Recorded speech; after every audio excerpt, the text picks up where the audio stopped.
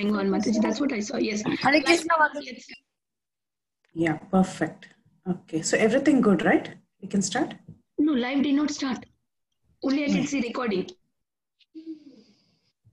To me, it shows live.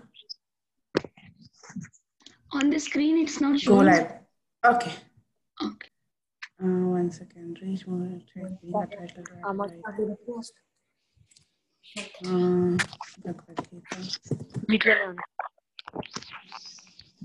20.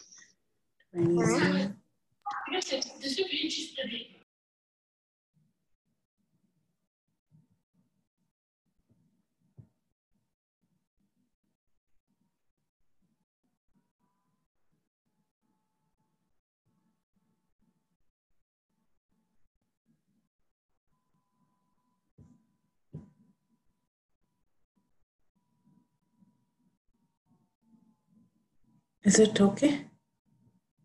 Mataji, still I cannot see live, Mataji. Okay, it has started. Okay, looks good. So, is my screen seen to everybody? No, now I cannot see any screen. Okay. Maybe you need to click on it, Mataji. Okay, I'm done. So, can you see the screen? I believe you can see, right? Yes. Yes, Mataji. Very good. Can you also check the streaming, Mataji? Mataji, I cannot see live here on the screen. It doesn't show live, Mataji. Still, it's not Okay, live. so, That means. okay, so then I make you the host and then you can take care of it. Okay. I made you the host. Okay, I will do the live. You can start, Mataji. Okay, to me it shows that it is going live, so I'm not sure. Oh, now it started. It started. Live is preparing. Yeah, good, correct. Okay. Thank you. So thank you all so much for joining and sorry for so much delay. I hope everyone is doing good. We can Mataji, start with the prayers. Oh, yes. Hare, Yes, we can start with the prayers. Yes, did anyone want to speak up something? Hare Krishna, Mataji, this is Anshu. Yes, Hare Krishna, Anshu. Mataji, this is Jagdish. Yes, Hare Krishna, Jagdish. Hare Krishna Mataji, this is Adriana. Adriana, thank you so much for joining. Hare Krishna Mataji, this is Siddharth. Hare Krishna, Siddharth. Thank you for joining. Okay, so let's all do the prayers together then, and we'll Hare get Krishna, started. Mataji, this is Jamuna. Hare Krishna, Jamuna. Thank you so much for joining. Hare Krishna Mataji, this is Sai Vedas. Sai Vedas, welcome. Thank you. Thank you for Hare joining. Krishna Mataji, this is Isha. Hare Krishna. Thank you so much for joining, Isha. Timirandasya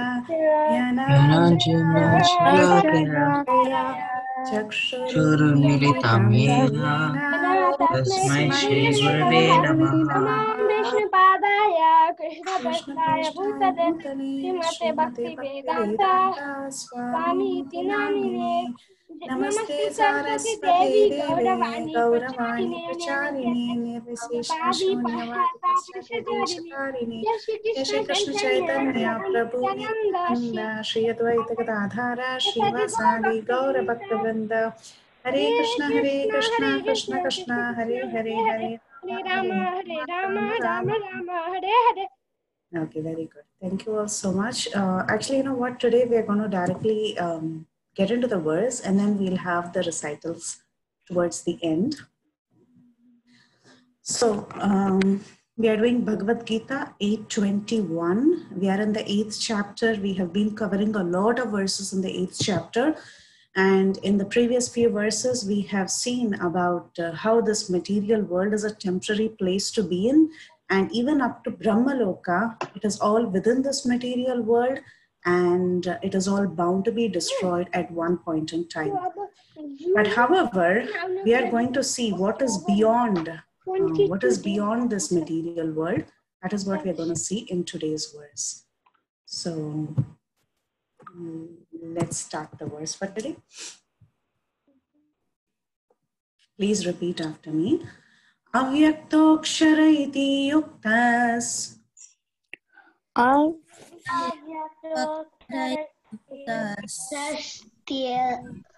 Avyaktakshara iti yuktas. Avyaktoksara iti yuktas. Avyaktoksara iti yuktas. Avyaktoksara iti yuktas. Tammahu paramam gatim. Tammahu paramam gatim. Tammahu paramam gatim. Tammahu paramam gatim. Tammahu paramam gatim. Tammahu paramam gatim. Yam prapya na nivartante. Yam prapya na nivartante. Yam prapya na nivartante. Yam prapya na nivartante. Taddama paramam mama. Taddama paramam mama. Taddama paramam mama. Taddama paramam mama. Avyaktoksara iti yuktas tammahu paramam gatim. Avyaktoksara iti yuktas paramam gatim. Avyaktoksara iti yuktas tammahu paramam gatim. Avyaktoksara iti yuktas tammahu paramam gatim. Avyaktoksara iti yuktas tammahu paramam gatim. Avyaktoksara iti yuktas tammahu paramam gatim. Yam prapya na nivartante taddama paramam mama.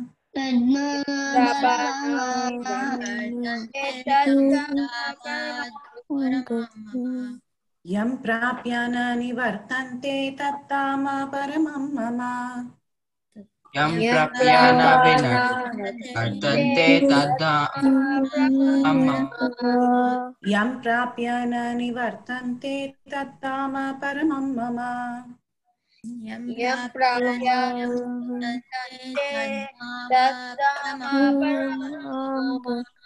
Avyaktoksara iti yuktas tammahu paramam gatim.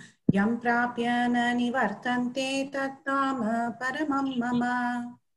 Avyaktoksara iti yuktas Tamahu paramam gatim. Yam prapya na Okay, we will also do the word-to-word meaning because each and every word is important here. So repeat after me. Avyaktaha, unmanifested. Unmanifested. So vyakta means to manifest. Avyakta is unmanifested. Akshara, infallible. Akshara, infallible. Iti, iti, thus. Iti tas. Uktaha, it is said. Uktaha. It is said. Tam, that. Tam, that. Ahuhu is known. Ahu is known. Paramam, the ultimate. Paramam, the ultimate. Gatim, destination. Gatim, destination. Yam, which. Yam, which. Prapya, gaining. Prapya, gaining. Na, never. Na, never. Nivartante, come back. Nivartante. Tat, that. That. Dhama, abode. Dhamma, aboard. Paramam, supreme. Paramam, supreme. Mama, my. Mama, my. Okay. So look out for these keywords. Avyakta is unmanifest. Akshara is infallible. Paramam is the ultimate. Okay. Parama is the supreme. And where is Dhama? Dhama is the abode. Okay. So just when you join these few words, you will get the understanding of the meaning. So let's do the translation together. Repeat after me. That which the Vedantists the Vedantists describe as unmanifest and infallible.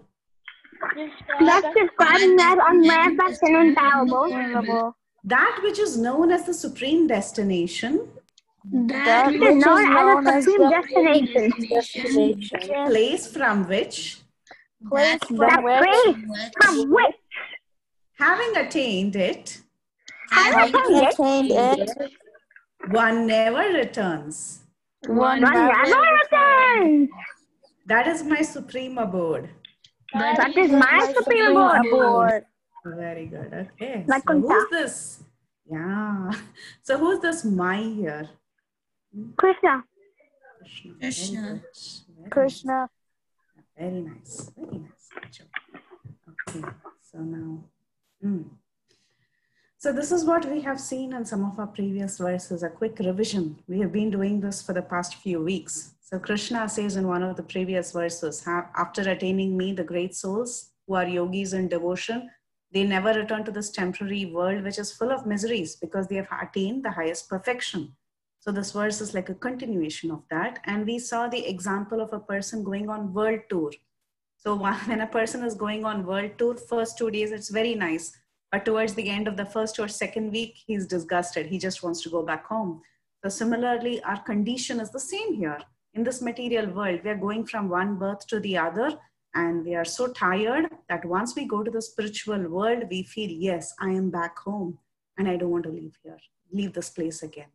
So that is our condition. We also saw this example of a girl who wants fresh water in the midst of an ocean. So she has a swimming pool, she has ocean water around her, but nothing can quench her thirst. Only fresh water can quench her thirst. So similarly, our true happiness is only seen in the spiritual world. And once we go there, we never want to come back, right? So that's what we have been seeing.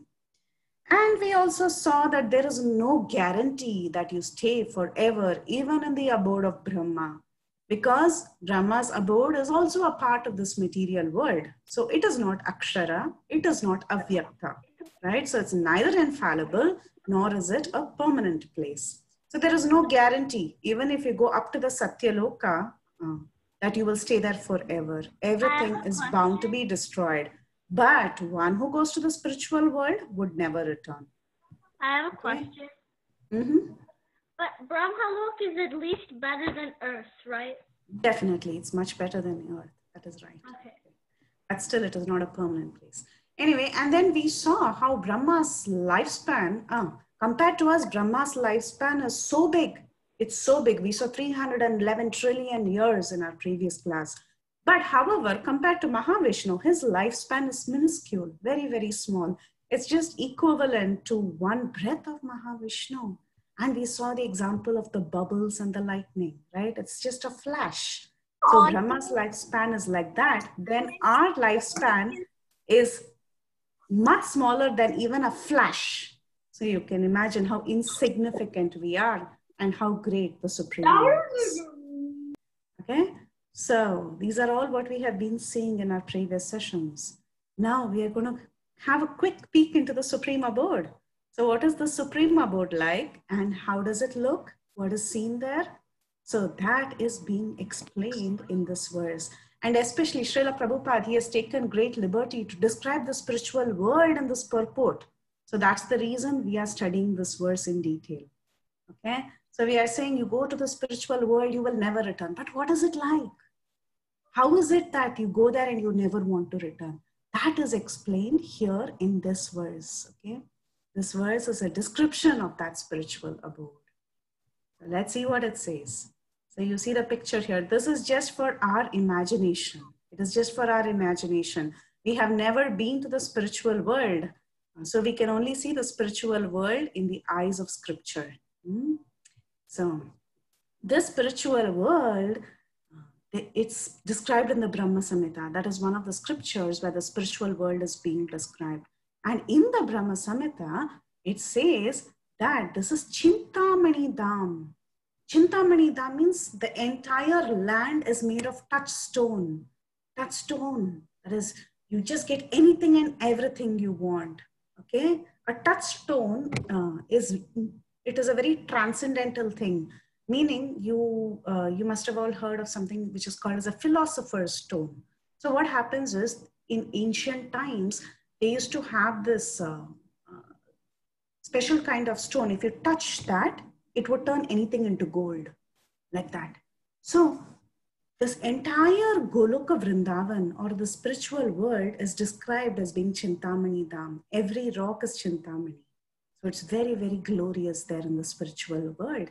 And every tree is actually a Kalpavriksha, meaning if you just go and ask the tree anything, your desire will be fulfilled. So there is a story of Kalpavriksha. Once there was a Brahmin who was visiting Vrindavan, and he happened to sit under a Kalpavriksha. Kalpavriksha is a desire tree. So he happened to sit under that Kalpavriksha, and he was thinking in his mind, I wish I get some nice food to eat. And immediately he was able to eat all the food that he desired. Next he thought, I wish I can sleep for some time. And next minute he fell asleep, and he was sleeping really, really sound. And then he woke up and he was thinking, oh, I'm in this forest.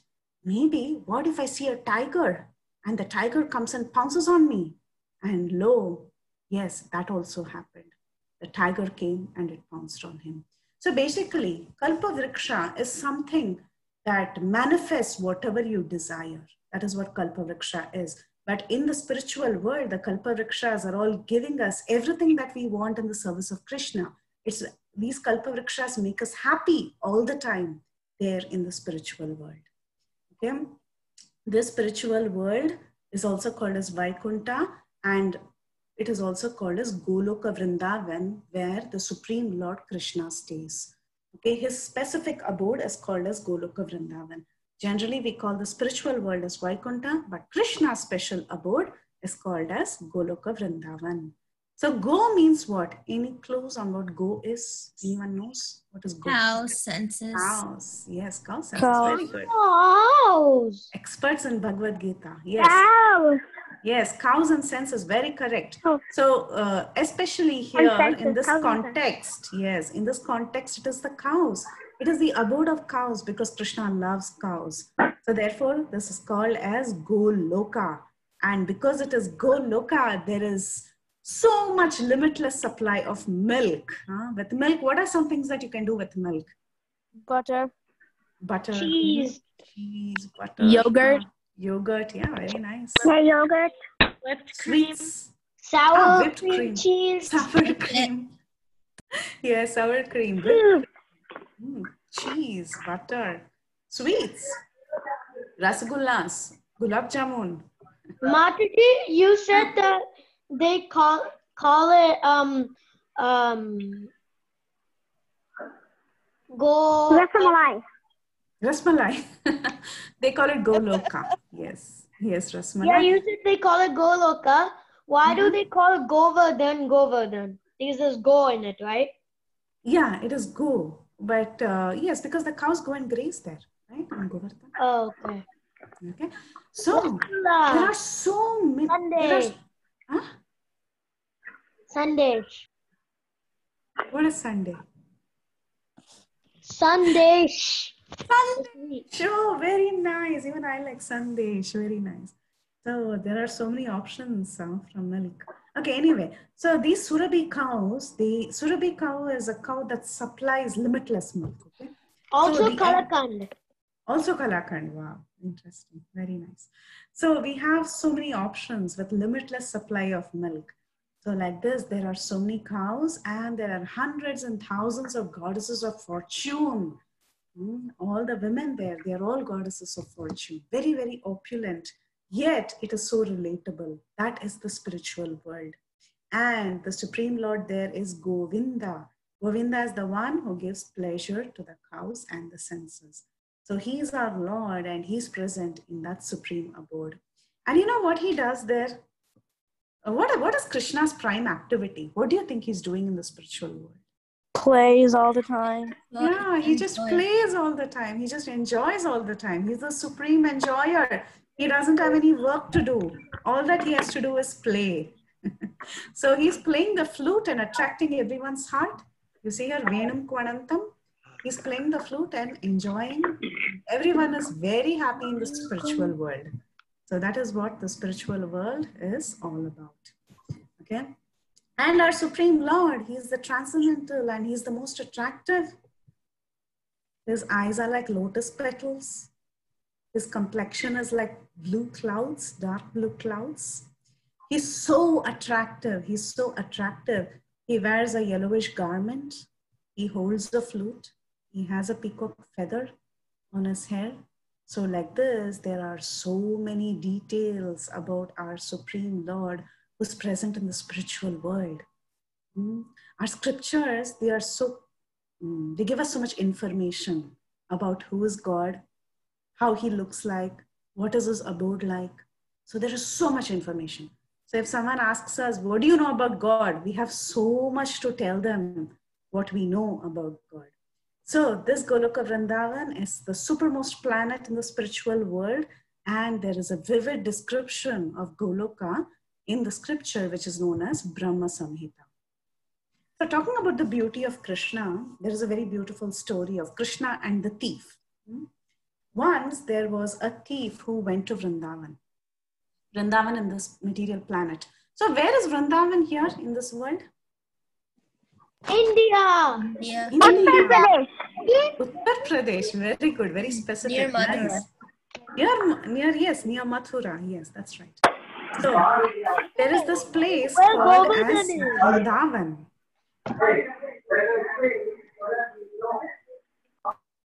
Okay. So this place, there is this place known as Vrindavan in the material world. So there once, The story. yes. So once there was a thief, okay? He had gone there and he was just thinking, okay, what's my plan for today? Whom shall I rob today?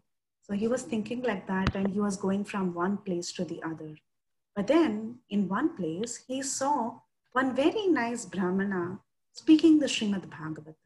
So he was giving a Bhagavatam lecture and there were thousands of people gathered around him to listen about Krishna.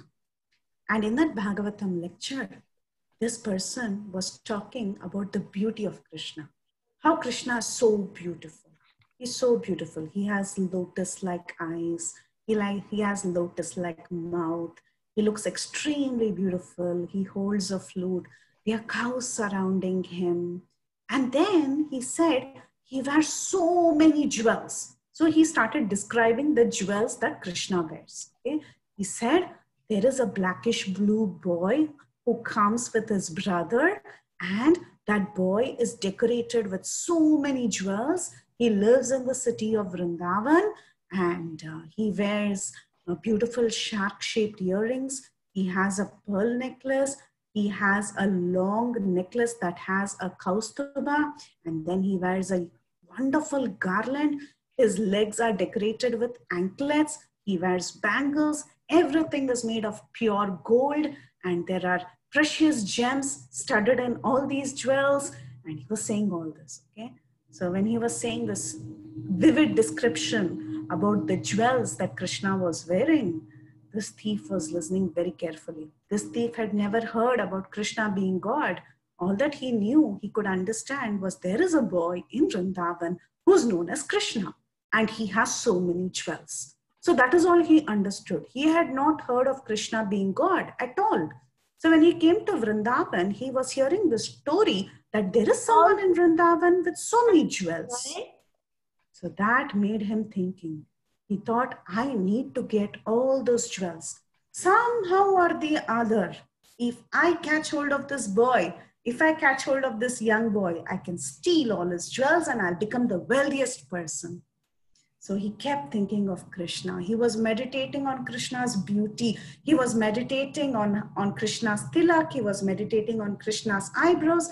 He was thinking how Krishna has jewels around his peacock feather, how Krishna has jewels on his neck and on his chest and on his arms and his feet. Like that, he was meditating on the jewels on every part of Krishna's body. Mataji? So the thief was the thief when Krishna was like in the earth, or no? No, it was in recent times. Okay. After Krishna left, he was thinking and he was meditating about Krishna, thinking that Krishna is a boy who's there somewhere here. So his meditation became so intense and he became so anxious to see Krishna. I somehow want to see Krishna. I somehow want to see Krishna. Actually his initial thought was just to take the jewels. But he became so transfixed in the beauty of Krishna. He was meditating on Krishna, constantly thinking of Krishna, desiring to somehow see him. And finally, because he was so desirous, because he was so anxious, because he was constantly meditating on Krishna, Krishna appeared in front of him with all the jewels.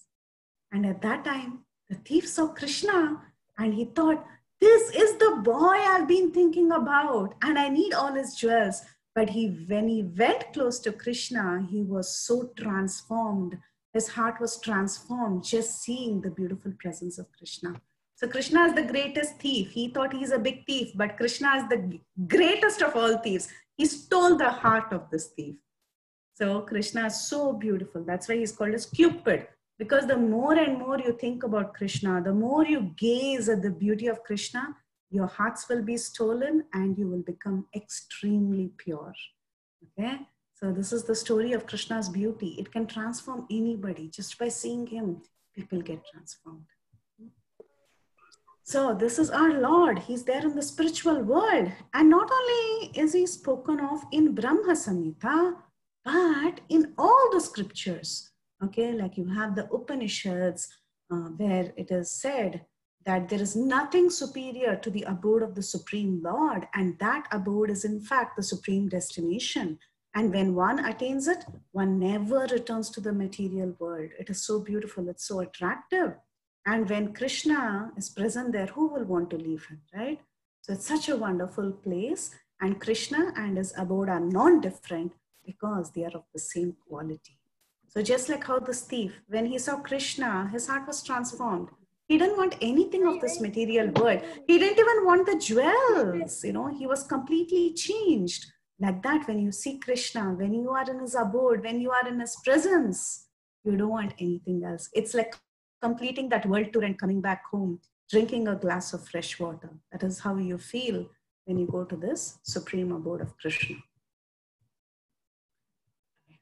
So now, we spoke about this. In our story, we saw that this thief was actually in the material world, as you all mentioned, in Uttar Pradesh, near Mathura, in India. He was there and he caught a glimpse of Krishna, right? He got a glimpse of Krishna there. Actually, we are speaking about the spiritual world in this verse, but we should also understand that in this material world, there is a place that is non-different from the spiritual world. Just like how Vrindavan, Goloka Vrindavan is there up in that spiritual world, the same Goloka Vrindavan is also here in this material world. How do we understand that? It's just like how there are embassies of a place, or a headquarters, okay, embassy of different countries in foreign places, okay. Like, for example, you have the embassy of USA in different countries. If you go to India, you want stamping, where will you go? Where will you go? You'll go to the consulate, right? You'll go to the consulate, or the US embassy, it is called. So similarly, in the US, you have Indian embassy.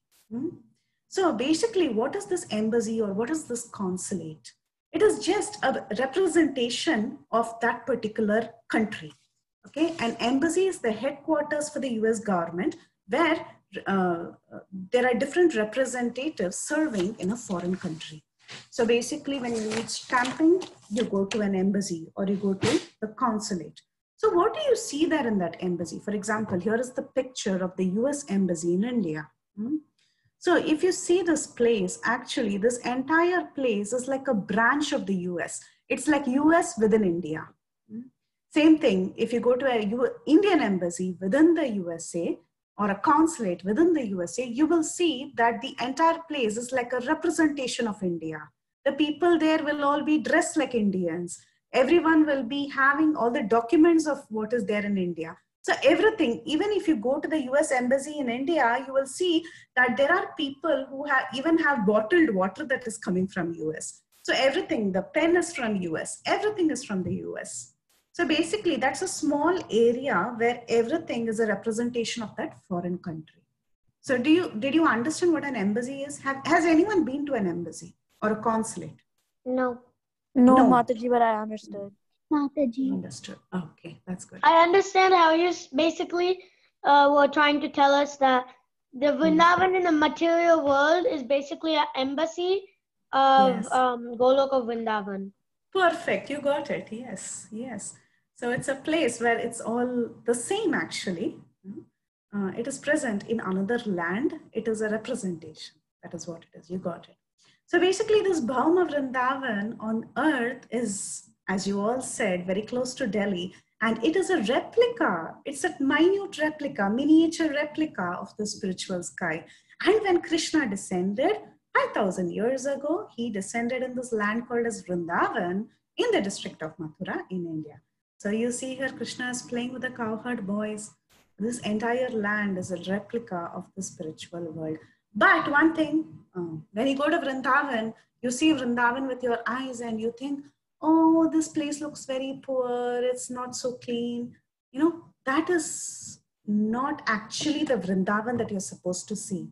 It is said that Vrindavan should be seen through the years. What is that statement? Vrindavan should be seen through your years. It basically means like, instead of seeing like with your eyes, you have to hear. You have to hear, yes. And then you will be able to appreciate what Vrindavan is. And in fact, there are many people there in Vrindavan, great personalities like the Goswamis, who were able to visually see the spiritual world in that area, in that material world, Vrindavan. So it is possible through our sadhana. We can really see the spiritual world manifest there.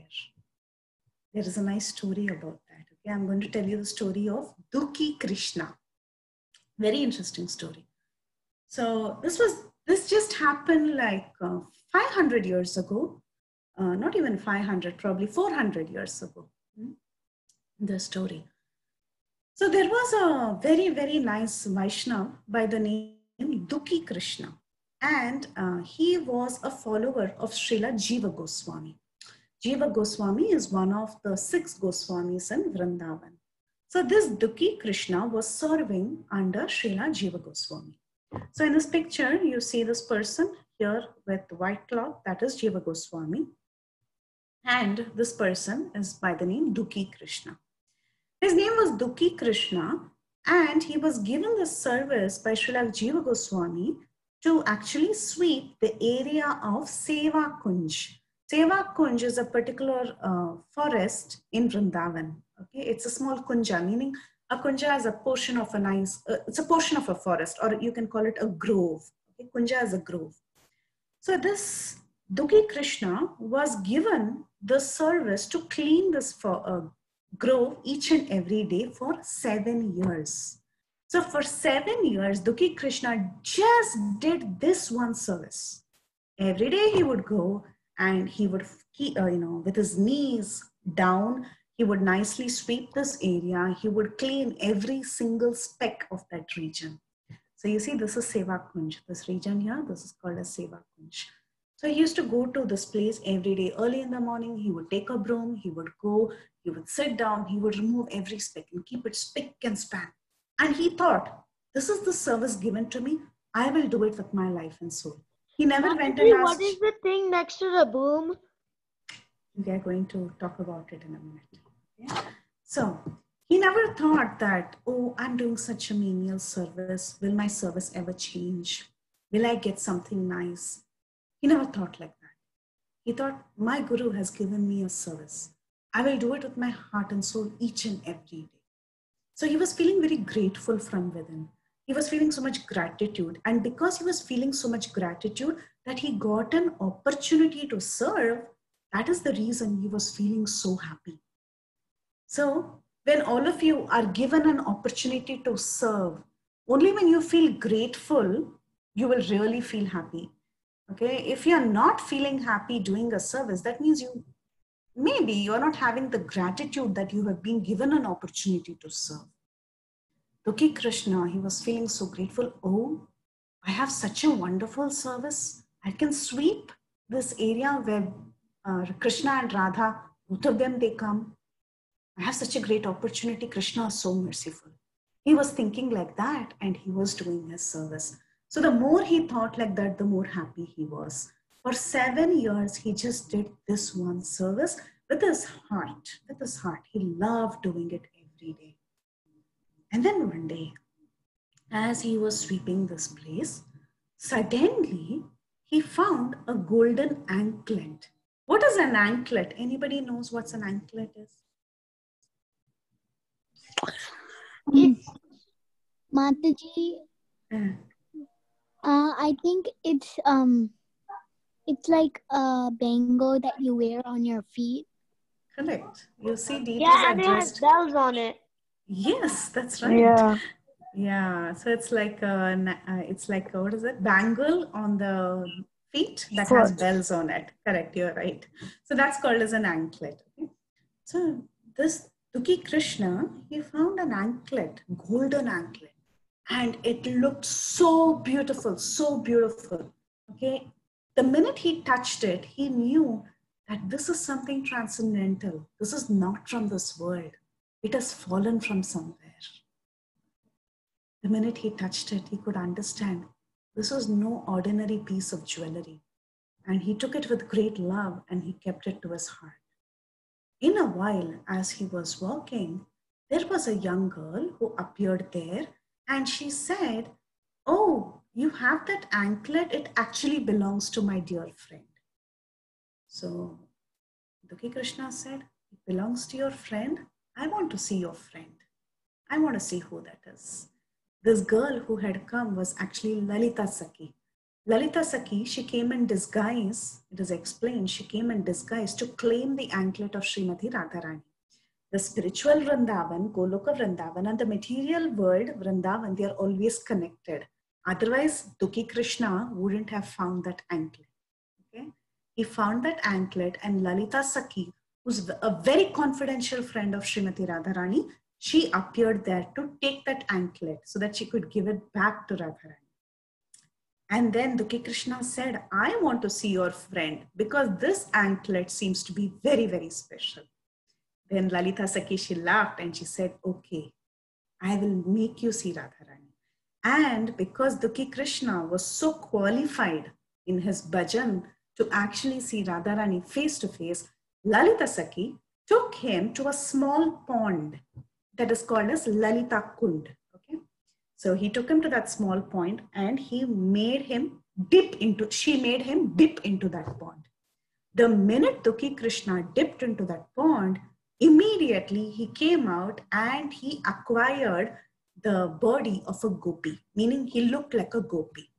And he resumed his original form as Kanaka Manjari. Okay? That is the original form of Dukhi Krishna. He assumed the form of a gopi. You see this little gopi who's sitting here? This is Srimati Radharani.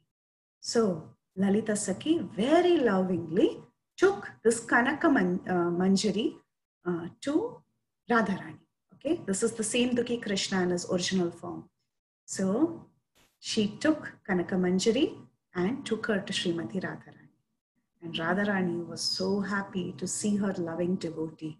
And with great love, she pressed the forehead of Kanaka Manjari, who is actually Dukhi Krishna only. Okay, this is the original form of Dukhi Krishna.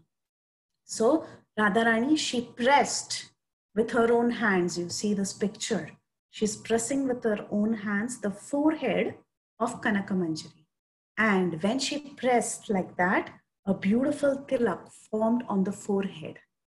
A beautiful tilak was formed there. And then she told him that, because it's the Dukhi Krishna who's gone there. She told Dukhi Krishna that I have this little Shyam Sundar deity. I want you to keep it with you. So she gave him a beautiful Shyama Sundar deity that is still there in Vrindavan. That deity was given, and then she made an impression on the forehead. And that day she told Dukhi Krishna, hereafter you will be called as Shyamananda. So that day, directly from Radharani, Dukhi Krishna received the name Shyamananda. Shyamananda means one who's blissful thinking about Shyama, who's Krishna. So therefore, Kanaka Manjari or Dukhi Krishna got the name Shyamananda, and again he was snapped out of that spiritual experience and he became Dukhi Krishna again. Okay, he resumed his earthly form. See, everything was happening continuously in the Vrindavan realm itself. He had a vision of Radharani. Radharani, he saw his eternal form as a Manjari. Radharani pressed his forehead, gave him a permanent tilak. Okay, it was a permanent tilak. That was there even after he came back as Dukhi Krishna or Shyamananda. He received a new name and he got a deity of Shyamsundar. All this Mataji, happened in the what's material world. the thing next to the broom? Next to the Broom. broom, that's the anklet, right? No, the one next to that. This one? Yeah. Oh, that's something that you use to remove the soil. I don't know what it's called. Oh, it's that. Okay, okay. A spade kind of a thing that you use. I thought it was something to make the soil like flat, but I was just asking just to make sure. Yes, that's right. Yeah. So, our Shyamananda or Dukhi Krishna came back and he came with a new tilak on his forehead. And people were wondering what happened to him. So Radharani told him, you cannot go and reveal all this to everybody. So better be careful. Don't go around telling about this. So he kept quiet and he didn't explain anything to anyone. But then Radharani revealed the matter to Jiva Goswami in his dream, and Jiva Goswami got to know about the spiritual experience that he had, and he came to be known as Shyamananda. So he got this wonderful mercy from Radharani. He had a permanent tilak. Nobody could erase that tilak because later there was another devotee by the name Hriday Chaitanya. Was like, what is this tilak? And he was trying to rub it, but it would never go away. Then he understood it was something totally spiritual. So like that, he got this tilak and he had this deity and he got a new name, Shyamananda. So this story tells us that even in the material world, there is a consulate, or rather there is an embassy, which is our Bhauma Vrindavan or the Vrindavan in India. So whatever is happening in the spiritual world is also happening here. But we should have the eyes to see it. It was revealed to Shyamananda. Okay? It was revealed to him. It may not be revealed to all of us. Depending on our sadhana from time to time, it is revealed. And it is revealed to great personalities. From the story, the main understanding point that you all should get is that Bhauma Vrindavan or the Vrindavan in the material world is actually non-different from the Vrindavan in the spiritual world. Okay, they are all connected. They are always connected. So this is what we have learned today, that the spiritual world is Avyakta and Akshara. It is the best place you can ever think of. It is made of Chintamani. It has Kalpavriksha trees. Krishnas, they enjoy here. Everybody is very happy there. Satmashu Kalpavriksha. What's next? Laksha Vratishu Surabir. Ravipaalayantam Lakshmi Sahasra Shata Sambrama Sedyamana Govindam Damari Purusham Tamaham Bhajami. Very good. So that is the verse that talks about the spiritual world. And of course, as Prabhupada mentions in the purport, there are so many references to the spiritual world in the Upanishads and various Puranas. We hear about the spiritual world over and over. Okay, so this is our spiritual world and we can still access the spiritual world living here. So this is a permanent place. This is the permanent place. Okay, so now for the recitals, first we will have the Madhava kids go because they have been waiting and they generally wait till the end. So the older children will first finish off the recital and then we'll have the younger ones do the recital. Okay, so I'll start with Krishna. I don't know how to say the verse because I came late in the class because I had a different class from school. Okay, it's okay. We will help you, Sai. We'll help you. You don't worry about it. Okay. Maybe it's Advait, but at school my friends call me Sai. That's why I put it like that. Oh, is it? Okay. Okay. I'll change it. Okay, dear. You change it. Okay. So let me start with the older ones who come for the Madhava class. Krishna, do you want to go first? Mataji Mihika is also for Madhava class. Okay, Mihika, you can go first. Go first. Avyakta Karsha iti yuktas tam ahu paramam amam katim याना निवर्तन्ते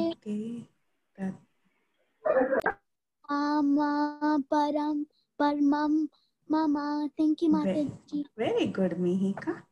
Okay, can I have Krishna go? Hare Krishna Mataji, this is Krishna. Yes. Avyakto Ksesara iti uktas tam paramam gatim na vitartante tadhama paramamama. Very good, Krishna. Thank you so much. Anmol, can you go next? Okay, Varun, go ahead. Okay. Avyaktoksara ityuktas tamahu paramam gatim yam prapya nivartante tadhama paramam mama. Very good. Is Aditya there? Aditya can go next. Yeah. Aditya? Yeah. Ityukta tam ahu paramam gatim yam prapya nivartante tadhama paramam mama. Very good. Can I try? Yes, go ahead, Advait. Avyaktokyasa iti yuktas tam aha paramam gatim yam prapya na nivartante nadama paramam mama. Good. Asana, are you there on the call? Mataji, this is Shravan. Can I say the verse? Okay, yes, Shravan. Avyakto akshara iti uktas tam aho paramam gatem yam prapmana nirvatante tadama paramam mama. Very good, Shravan. Can I have Anmol? Hare Krishna Mataji. Yes.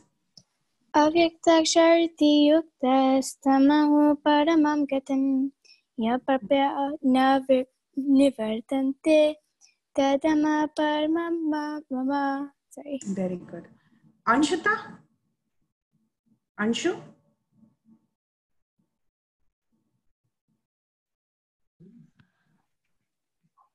Hare Krishna Mataji, I'll practice it, but I'll do Abrahma Buhanaloka if it's okay. Okay, sure, Anshu. Go ahead. Abrahma Buhanaloka Punaravartino Arjuna Mamupetyanti Kaunteya Punarjanmana Vidyate. Very good, Anshu. Thank you. I'll practice it and then. Yes, definitely. Yes. Avyaktoksara iti yuktas tamaho paramam gatim yam prayana nirvantante tadhama paramam mama. Very good, Siddharth. Krishna Chaitanya.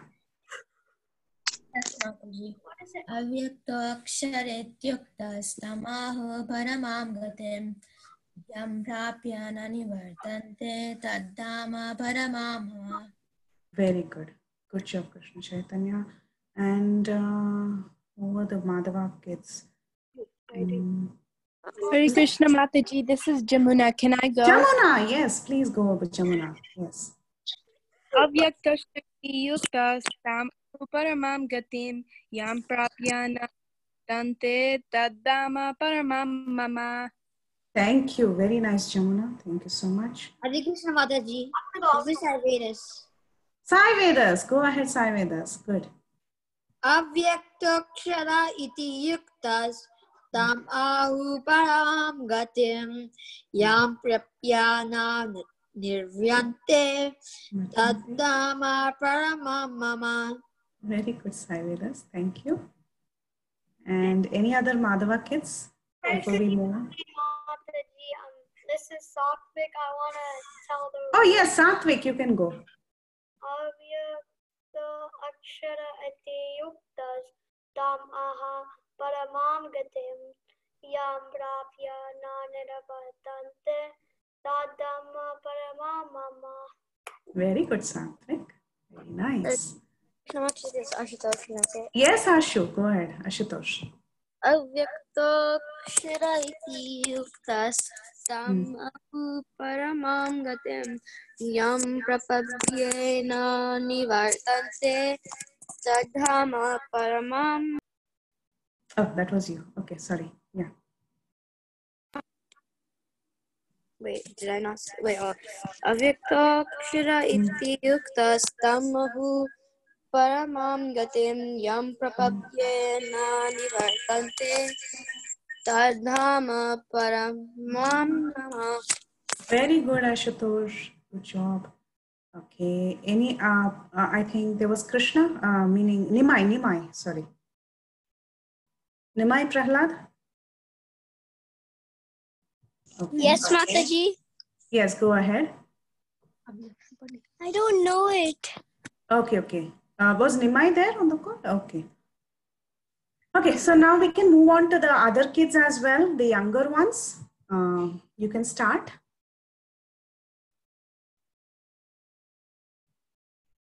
Prahlad, you want to go? Or Vrinda, you want to go? Any of the younger kids can go ahead. Okay. Any other child would like to go among the younger kids? So we are reciting this, Mataji? Yes.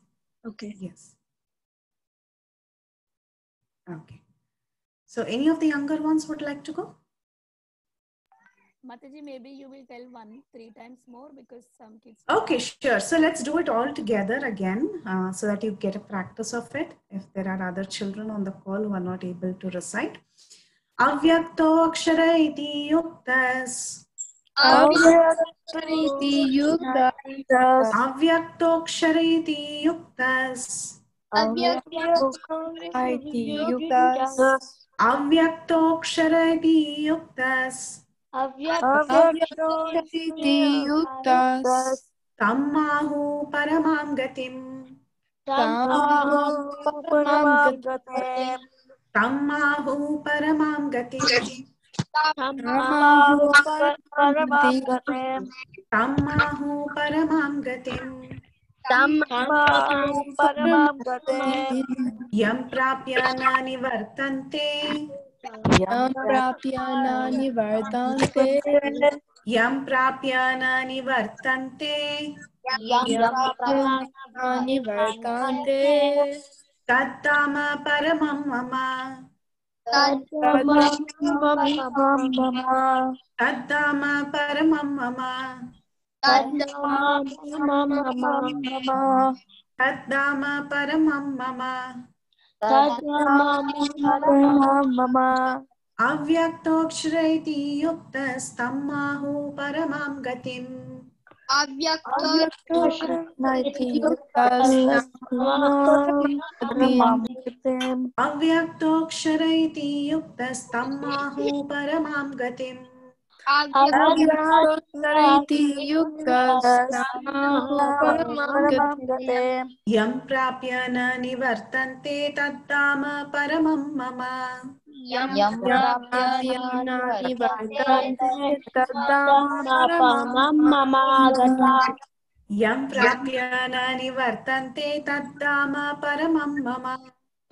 Yam prapya na nivartante tattama paramam mama. Avyakto akshara iti yuktas tammahu paramam gatim. Yam prapya na nivartante tattama paramam mama. Avyakto akshara iti yuktas tammahu paramam gatim. Yam prapya na nivartante tattama paramam mama. Nice. Prahlad, you want to try now? Avyakto akshara iti yuktas tammaho paramam gatim. Yam prapya na nivartante taddama paramam mama. Wonderful. Very nice, Prahlad. Vrinda? Yes, Vrinda. Avyakta akshara iti yuktas. Avyakta tamahu paramam gatim. Tamahu paramam gatim. Yam prapya na nivartante taddama paramam mama. Good job, Vrinda. Thank you so much. Anyone else wants to go? Okay.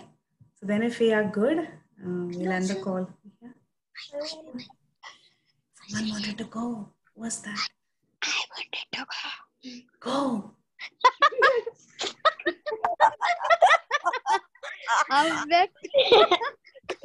अव्यक्तो कृषे इति युक्तस्तम् अहो परमं गतिं यं प्राप्य नानिवर्तन्ते तद्धाम परमं मम. Very good. Thank you, Guruji. Who's this? Sita Priti Mataji recited. That's what I'm thinking. It looks the name Sita Priti Mataji. Why is coming different? What is it? Very good. Very good. Thank you. To ask. Yes. Go ahead. Anybody can chant. Yes. Thank you, Mataji.